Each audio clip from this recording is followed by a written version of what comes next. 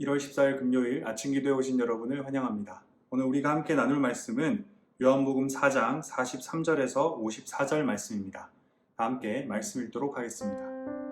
이틀이 지남에 예수께서 거기를 떠나 갈릴리로 가시며 친히 증언하시기를 선지자가 고향에서는 높임을 받지 못한다 하시고 갈릴리에 이르심에 갈릴리인들이 그를 영접하니 이는 자기들도 명절에 갔다가 예수께서 명절 중 예루살렘에서 하신 모든 일을 보았습니다. 예수께서 다시 갈릴리 가나에 이르시니 전에 물로 포도주를 만드신 곳이라. 왕의 신하가 있어 그의 아들이 가버나움에서 병들었더니 그가 예수께서 유대로부터 갈릴리로 오셨다는 것을 듣고 가서 청하되 내려오셔서 내 아들의 병을 고쳐주소서 하니 그가 거의 죽게 되었습니다. 예수께서 이르시되 너희는 표적과 기사를 보지 못하면 도무지 믿지 아니하리라. 신하가 이르되 주여 내 아이가 죽기 전에 내려오소서.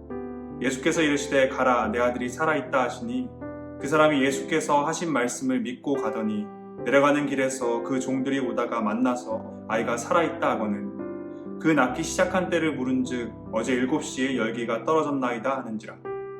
그의 아버지가 예수께서 내 아들이 살아있다 말씀하신 그때인 줄 알고 자기와 그 온 집안이 다 믿으니라. 이것은 예수께서 유대에서 갈릴리로 오신 후에 행하신 두 번째 표적이니라. 아멘. 사마리아의 수가성에서 한 여인을 만난 예수님께서는 이틀 뒤 그곳을 떠나 목적지인 갈릴리를 향해 출발하십니다. 그리고 다음과 같은 말씀을 하시는데요. 44절입니다. 친히 증언하시기를 선지자가 고향에서는 높임을 받지 못한다 하시고, 이 말씀의 의미는 마태복음 13장 54절에서 구체적으로 확인할 수 있습니다. 그들이 놀라 이르되 이 사람의 지혜와 이런 능력이 어디서 났느냐? 이는 그 목수의 아들이 아니냐? 그 어머니는 마리아, 그 형제들은 야고보, 요셉, 시몬, 유다라 하지 않느냐? 그 누이들은 다 우리와 함께 있지 아니하냐? 그런즉 이 사람의 이 모든 것이 어디서 났느냐 하고 예수를 배척한지라. 예수께서 그들에게 말씀하시되 선지자가 자기 고향과 자기 집 외에서는 존경을 받지 않음이 없느니라 하시고, 예수님의 고향 갈릴리의 사람들은 예수님을 자신의 이웃의 자식으로 혹은 동네 친구들 중에 한 명으로 생각하고 있었습니다. 그리고 그 선입관에 사로잡혀 있었습니다. 그래서 그들은 예수님을 하나님으로 메시아로 보지 못했습니다. 하지만 예수님께서는 이러한 사실을 모두 아심에도 불구하고 갈릴리로 걸음을 옮기시고 그곳에서 그분의 가르침을 전하십니다. 갈릴리에 도착하자 예루살렘에서 예수님이 행하신 모든 일을 봤던 몇몇 갈릴리인들이 예수님을 영접합니다. 그리고 예수님께서는 갈릴리 가나에 도착하시는데요. 그곳에서 예수님께 왕의 신하 한 명이 찾아옵니다. 여기서 왕은 당시의 분봉왕이었던 헤롯 안디바로 여겨집니다. 그리고 예수님을 찾아온 헤롯 안디바의 신하는 가버나움에 살고 있습니다. 당시 가버나움에는 수비대가 주둔하고 있었고 세관이 있었는데요. 그렇게 이 신하는 아마도 수비대의 지휘관이거나 세관에서 한 자리를 차지하고 있던 사람으로 여겨집니다.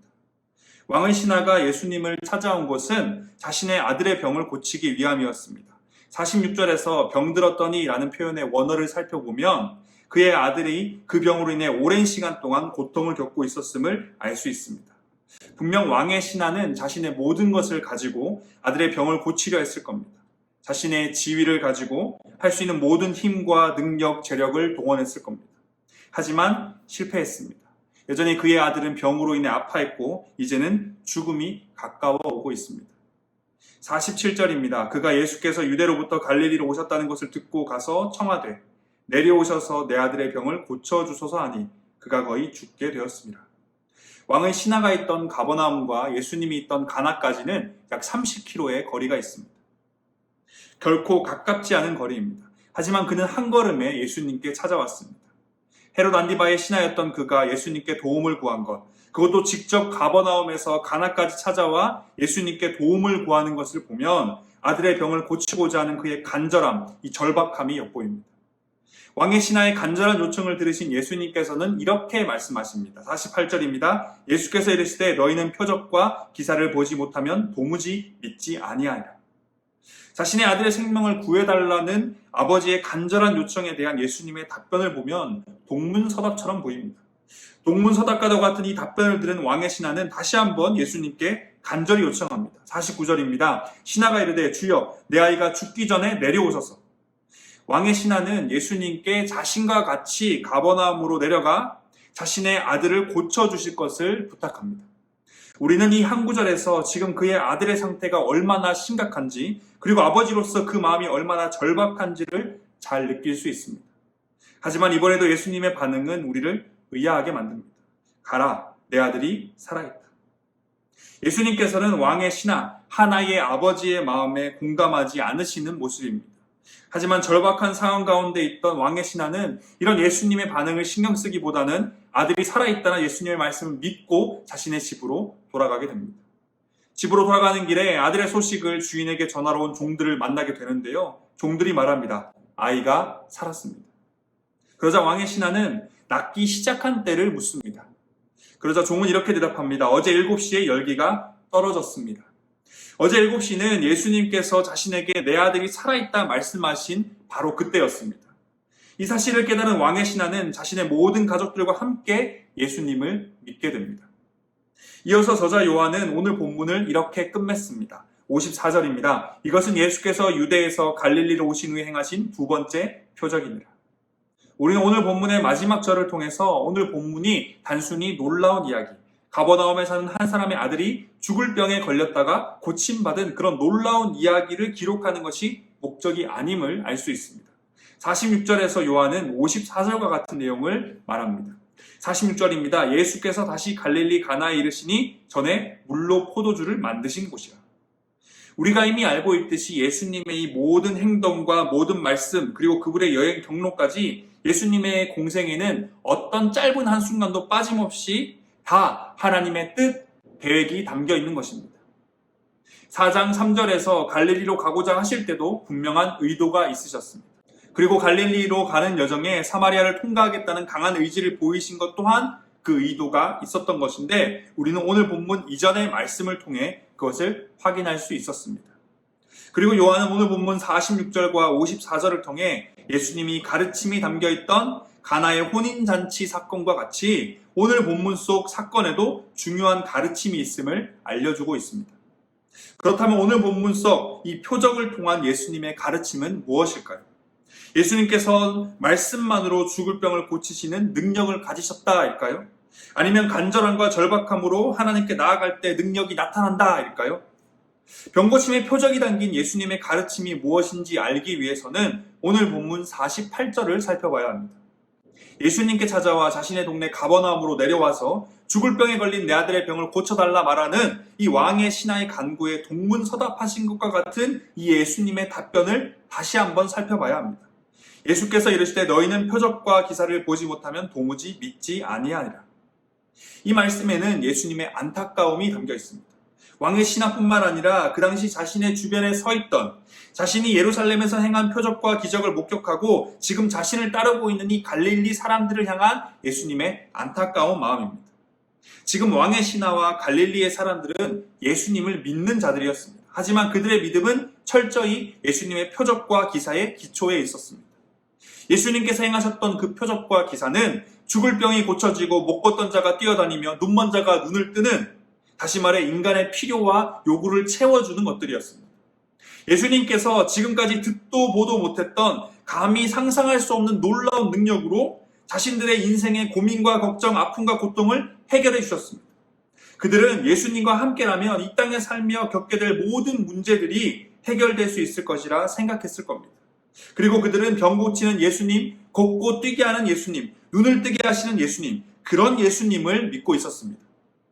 이 땅의 모든 인간들을 만드시고 그들이 살고 있는 온 세상 만물을 만드시며 지금도 그 모든 것을 운행하고 계시는, 그리고 이제는 죄의 문제로 죽음 가운데 놓인 이 땅의 모든 죄인들을 위해 영원한 생명을 주시기 위해, 진정한 평안을 주시기 위해 사람의 몸을 입고 이 땅에 오신 그 위대하신 예수님을 눈앞에 두고 그들은 예수님을 그저 이 땅의 삶의 크고 작은 문제들을 해결해 주실 분으로만 여기고 믿고 있었다는 겁니다. 너희는 표적과 기사를 보지 못하면 도무지 믿지 아니하리라 라는 이 예수님의 말씀은 표적과 기사를 보지 않더라도, 표적과 기사가 없더라도 예수님을 믿어야 한다는 겁니다. 그리고 이것을 다른 말로 한다면 예수님이 무엇을 위해 이 땅에 오셨는지, 예수님이 어떤 분이신지 제대로 알고 예수님을 이 땅의 문제를 해결해 주실 분으로만 믿고 따르는 것이 아니라 하나님으로, 창조주로, 메시아로 믿고 따를 것을 요청하는 것입니다. 물론 예수님께서는 이 땅의 삶에서 자신들의 백성들을 지키시고 보호하시며 채우시고 보살피십니다. 오늘 본문 속 왕의 신하의 믿음을 보시고 안타까워하셨지만 자식의 병으로 인한 그의 슬픔을 예수님께서는 외면하지 않으셨습니다. 병 고침의 능력을 보여주시며 그를 위로하셨습니다.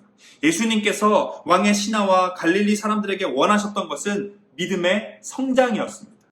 오늘 본문 속에서도 예수님의 표적과 기사를 경험한 후에 왕의 신하의 믿음의 성장이 나타납니다. 50절에서 왕의 신하는 내 아들이 살아있다라는 예수님의 말씀을 믿었습니다. 그리고 이어지는 53절에서 아들이 낳기 시작한 때가 예수님께서 내 아들이 살아있다라고 말씀하신 그때임을 깨닫고 예수님을 믿기 시작합니다. 요한은 50절에서 분명히 왕의 신하가 믿었다라고 했는데 53절에서 다시 믿었다라고 말합니다. 이것은 이 두 믿음의 미묘한 차이가 있음을 의미합니다. 처음 믿음이 예수님의 표적과 기적을 기초한 어린 믿음이었다면 예수님께서 말씀하신 그때 회복하기 시작했다는 것을 깨닫고 가지게 된 두 번째 믿음은 말씀만으로 놀라운 일을 행하시는 예수님의 존재 그 자체에 기초한 이전과는 조금 다른, 조금 더 성장한 믿음으로 볼 수 있습니다. 오늘 본문과 비슷한 또 다른 사건이 마태복음 8장 5절 13절에 기록되어 있는데요. 가버나움의 한 백부장의 하인이 병고침 받는 사건입니다. 그 내용을 잠시 살펴보겠습니다. 예수께서 가버나움에 들어가시니 한 백부장이 나와 간구하여 이르되 주여 내 하인이 중풍병으로 집에 누워 몹시 괴로워하나이다. 이르시되 내가 가서 고쳐주리라. 백부장이 대답하여 이르되 주여 내 집에 들어오심을 나는 감당하지 못하겠사오니 다만 말씀으로만 하옵소서. 그러면 내 하인이 낫겠사옵나이다. 나도 남의 수하에 있는 사람이요 내 아래에도 군사가 있으니 이더러 가라 하면 가고 저더러 오라 하면 오고 내 정도로 이것을 하라 하면 하나이다. 예수께서 들으시고 놀랍게 여겨 따르는 자들에게 이르시되 내가 진실로 너에게 이르노니 이스라엘 중 아무에게서도 이만한 믿음을 보지 못하였노라. 계속해서 13절입니다. 예수께서 백부장에게 이르시되 가라 내 믿음대로 될지어다 하시니 그 즉시 하인이 나으니라. 신기하게도 같은 지역에 살고 어쩌면 직업도 같을 수 있는 두 인물이 비슷한 상황에 놓여 있습니다. 우리가 주목해 볼 것은 비슷한 상황에서 비슷한 요청을 한 이 두 사람에 대한 예수님의 반응입니다. 예수님께서는 오늘 본문 속 왕의 신하와는 달리 마태복음의 백부장에게 칭찬을 아끼지 않습니다. 10절에서 예수께서 들으시고 놀랍게 여겨 따르는 자들에게 이르시되 내가 진실로 너에게 이르노니 이스라엘 중 아무에게서도 이만한 믿음을 보지 못하였노라 라고 칭찬하십니다. 예수님께서는 무엇 때문에 이렇게 다른 반응을 보이신 걸까요? 예수님께서는 자신의 종을 치료해 줄 것을 요청하는 이 백부장에게 자신이 직접 가서 치료해 주겠다 말씀하십니다. 그러자 백부장은 예수님께서 자신의 집에 들어오심을 감당할 수 없다 말하며 말씀하시는 것만으로 충분하다 이야기합니다. 백부장은 예수님이 어떤 분이신지 알고 있었던 것으로 보입니다. 그는 예수님이 단순히 놀라운 능력을 가진 사람, 자신의 인생의 문제를 해결해주는 사람이 아니라 그 이상의 존재, 다시 말해 예수님을 하나님, 메시아로 믿고 있었습니다. 그래서 그는 자신의 집이 있던 가버나움에서 예수님을 만났지만 집이 가까이 있었지만 자신의 집으로 예수님께서 들어오시는 것을 감당할 수 없다 말하고 대신 그는 말씀만으로 충분하다 말하는 겁니다. 반면에 오늘 본문 속 왕의 신하는 가나에서 만난 예수님께 자신의 집이 있는 가버나움으로 내려오길 두 번에 걸쳐서 간곡히 요청합니다. 오늘 본문 속 왕의 신하와 달리 백부장이 칭찬받은 것은 그의 믿음이 왕의 신하의 믿음과는 달랐기 때문입니다. 그에게서 예수님께서 원하시는 믿음의 성장이 있었던 겁니다. 예수님께서 칭찬하셨던 백부장의 믿음이 어느 정도로 성장한 믿음인지는 정확히 알 수 없습니다. 하지만 적어도 백부장의 믿음은 단순히 예수님을 표적과 기사만 행하시는, 다시 말해 이 땅의 삶에서 우리가 겪게 되는 문제만을 해결해 주시는 그런 능력을 가지신 분으로만 믿는 것이 아니었다는 겁니다. 그는 거기서 한 걸음 더 나아간 믿음, 성장한 믿음을 가진 자였습니다. 이런 그를 보고 예수님께서는 왕의 신하를 만나셨을 때와는 달리 칭찬을 아끼지 않으셨습니다. 사랑하는 대학교의 성도 여러분, 우리의 믿음은 어떠한지 돌아보길 원합니다. 천지 만물을 지으시고 지금도 운행하시는, 나를 창조하시고 나를 구원하신, 그리고 영원한 생명을 허락하신 나의 왕, 주인, 아버지 되시는 하나님을 그저 내 인생의 문제, 걱정, 아픔, 고민, 어려움을 해결해 주실 분으로만 믿고 있진 않은지 돌아보길 원합니다. 이미 확인한 것처럼 물론 하나님은 우리의 인생을 도우시고 보호하시는 분이십니다. 하나님은 그러길 원하십니다. 하지만 그것만이 전부가 아닙니다. 하나님께서는 그 이상의 것들을 우리에게 약속하셨고 보여주고 계십니다. 우리의 인생의 시작과 끝, 우리의 인생의 진정한 목적, 그리고 죽음 이후에 시작될 영원한 생명의 삶, 진정한 평안과 진정한 기쁨, 우리의 믿음의 대상이 되시는 그분은 우리의 인생의 문제의 해결사로 제한되실 분이 아니십니다. 그렇게 우리의 믿음은 성장해야만 합니다. 우리의 하나님을 표적과 기사를 행하시는, 우리 눈에 보이는 도움을 주시고 내 인생을 보호해 주시는 그런 하나님으로만 믿지 않길 원합니다. 하나님이 누구신지 점점 더 알아가고 그분에게 내가 어떤 존재인지 깨닫게 되며 하나님이 나와 어떤 약속을 하셨고 무엇을 하시길 원하신지 알게 되면 우리의 믿음이 성장해 갈 것입니다. 그래서 내 인생에서 표적과 기사가 눈에 보이지 않더라도, 이 땅의 삶에서 나의 필요와 요구가 전부 다 충족되지 않더라도 우리는 흔들리지 않고 하나님과 함께 걸어갈 수 있을 겁니다. 갈릴리에 도착하신 예수님께서는 믿음의 성장이 없이 여전히 어린 믿음으로 세상에만 시선이 고정된 채 하늘의 것을 보지 못하고 인생의 문제들만 해결해달라 외치는 이 왕의 신하와 갈릴리 사람들을 보시며 안타까워하셨습니다. 간절히 소망하기는 오늘 이 시간 하나님의 말씀 앞에서 우리 모두가 2022년 한 해 동안 하나님이 보시기에 성장한 믿음, 백부장을 보시며 칭찬하셨던 그 칭찬을 받을 수 있는 그런 믿음 가진 자가 되길 간절히 소망합니다. 다 함께 기도하겠습니다. 우리의 창조자 구원자 되신 하나님, 주님의 이름을 찬양합니다. 오늘도 어김없이 우리에게 새 생명 주심에 감사드립니다. 사랑하는 하나님, 우리의 믿음이 성장하길 원합니다. 세상에만 시선을 고정한 채 우리의 창조자, 구원자, 우리의 왕, 아버지, 주인 되신 하나님을 내 인생에서 마주치는 수많은 문제들을 해결해 주시는 분으로만 믿고 살지 않길 원합니다. 하나님께서 우리와 함께 이뤄가길 원하시는 것, 우리에게 약속하시고 보여주시길 원하시는 것, 하늘의 것, 영원한 것, 온전하고 진정한 그것을 바라보며 우리의 믿음이 성장하길 기도합니다. 표적과 기사가 없더라도 내 인생의 모든 문제들이, 모든 필요들이 다 해결되고 다 채워지지 않더라도 하나님만 바라보며 영원을 소망하며 기쁨으로 굳건히 살아갈 수 있길 소망합니다. 새로운 하루, 남은 한 주가 우리의 믿음이 성장하는 시간이 되길 간절히 소망하며 우리의 구원자, 삶의 이유, 다시 오실 예수 그리스도의 이름으로 기도드립니다.